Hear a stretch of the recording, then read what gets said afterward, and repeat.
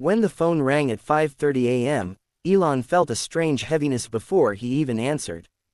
Early calls weren't unusual in his life: launches, engineering updates, emergency board meetings, but this call felt different. The tone, the timing, the silence between rings. Something was wrong. He picked up. "Mr. Musk, this is Director Collins from Airport Security. We need to inform you that your private pilot, Captain Daniel Harper, has been taken into custody." For a moment, Elon didn't speak. The words didn't make sense. Daniel wasn't someone you associated with the word arrested. He was loyal, composed, the kind of man who woke before the sun every day just to ensure everything ran perfectly. He remembered once Daniel spent 2 extra hours cleaning snow from the jet stairs himself because the ground crew was delayed. He believed small things mattered. He believed precision was respect. He believed duty meant you show up, even when no one sees. So hearing his name in this context felt surreal. "What happened?" Elon finally asked, voice quiet, sharp. "Attempted breach of restricted airport medical facility access," the voice replied. "He tried to enter the private terminal after hours without authorization." Elon frowned. "He has full clearance. Why would he need to bypass anything?"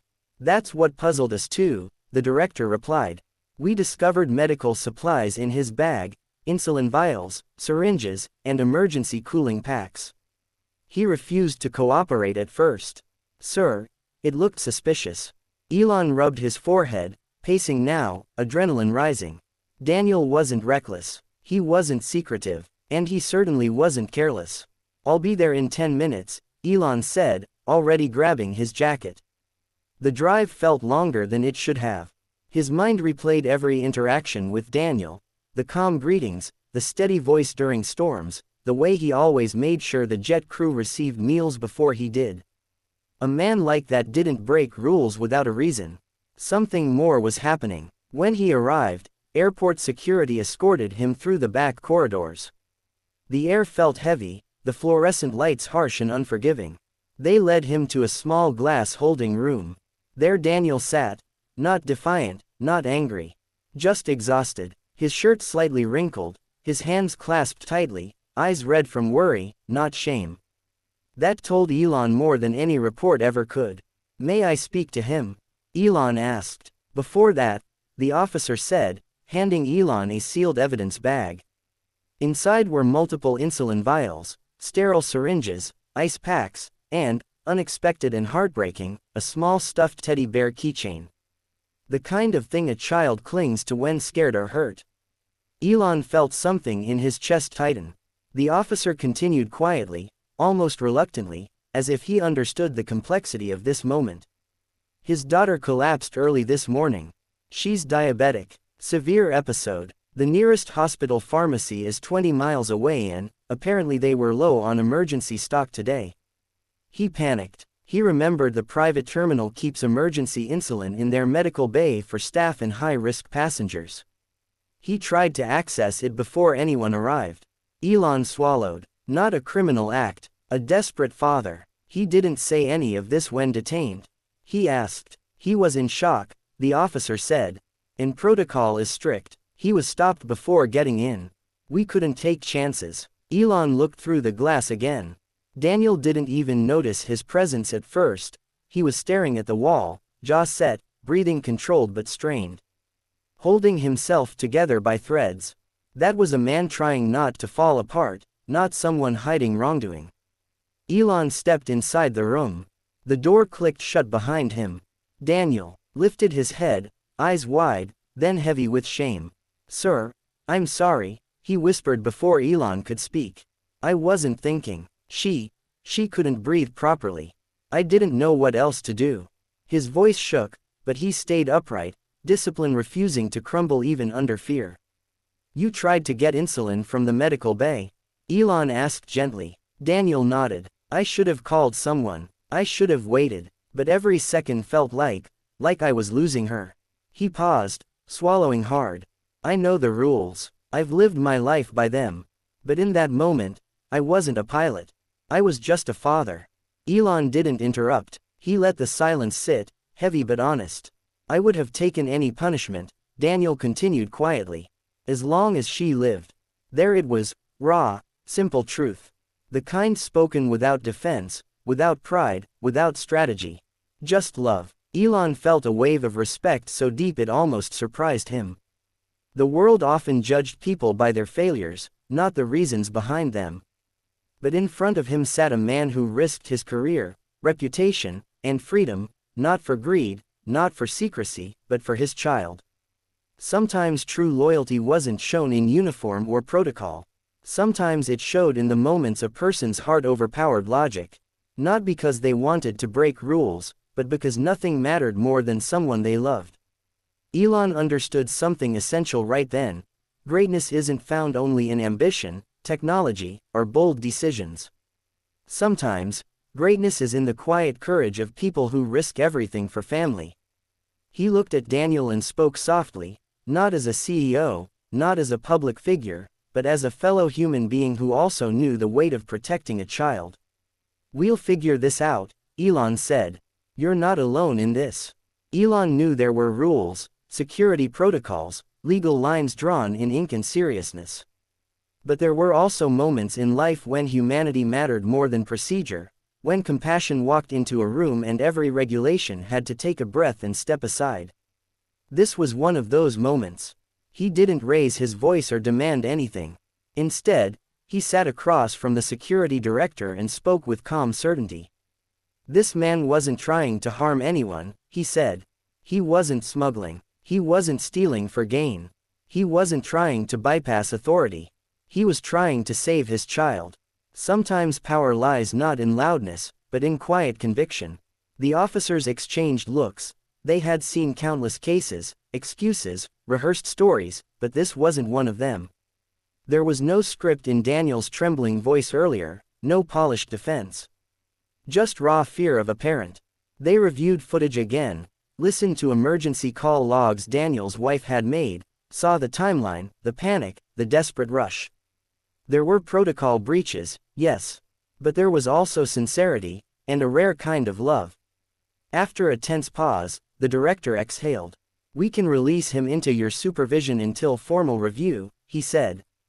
Given the circumstances, the relief that washed over the room wasn't loud, but it was powerful. Elon nodded. Justice wasn't always punishment. Sometimes justice was understanding. Daniel walked out slowly, almost as if he wasn't sure he was truly free. His hands shook, and when he saw Elon, his composure broke for just a second, that brief, vulnerable moment when someone tries to hold dignity and gratitude together at once. I don't know how to thank you," he whispered. "I just couldn't lose her." Elon placed a steady hand on his shoulder. "Family first," he said. "Always." There was no need for more words. They moved quickly, because time still mattered. Elon arranged a private transport to the medical center he trusted most, a quiet facility known for discretion and excellent emergency care. He made calls on the way, ensuring a team was ready. When they arrived, Daniel's daughter lay small and pale in a hospital bed.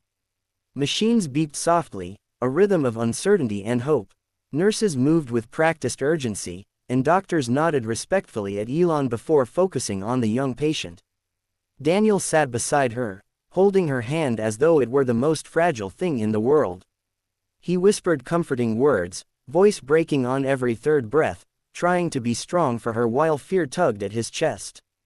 Elon stood back, giving them space. Moments like this weren't for cameras or grand speeches, they were quiet battles of the heart, fought in sanitized rooms with soft lighting and trembling fingers holding on to life. Hours passed before her breathing steadied, her eyelids fluttered, and she turned toward her father. "Dad, I'm okay," she murmured weakly. Those 3 words were enough to collapse a grown man. Daniel bowed his head, tears falling freely now.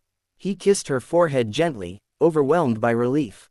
The teddy bear keychain she always carried was clasped in her small hand. She never let go of it, just like he never let go of hope. Elon stepped closer then, offering a silent nod of reassurance.